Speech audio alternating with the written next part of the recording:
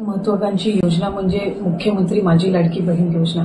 आज राज्याचे मुख्यमंत्री देवेंद्रजी फडणवीस साहेब, उपमुख्यमंत्री आदरणीय एकनाथजी शिंदे साहेब आणि उपमुख्यमंत्री अजितदादा यांच्या सूचनेनुसार डिसेंबर महिन्याच्या हप्त्याच्या वितरणाची सुरुवात, सन्मान निधीच्या वितरणाची सुरुवात आपण आजपासून करत आहोत आणि साधारणपणे 9 ऑक्टोबर रोजी आपण शेवटचं डीबीटी केलेलं होतं आणि त्यावेळेला जवळपास 2,34,00,000 पेक्षा अधिक महिलांना आपण या योजनेअंतर्गत लाभ दिला होता।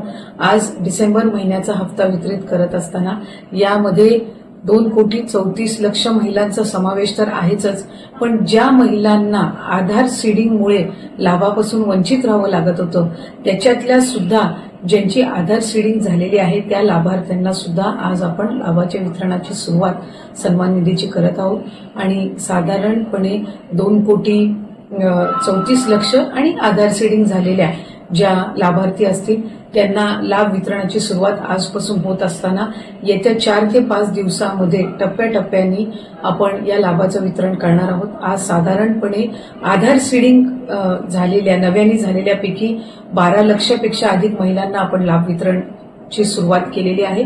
67 लाखापेक्षा अधिक महिलांना आज आपण पहिल्या दिवशी लाभ वितरित करत आहोत। असंच उद्या, परवा आणि आणखीन पुढचे 2 दिवस असे 4 दिवस रोज महिलांना लाभ वितरण करण्यात येईल आणि अशा पद्धतीनं 2,34,00,000च्या पुढच्या ज्या आहेत अशा पद्धतीनं आपण त्यांना लाभ वितरण करणार आहोत।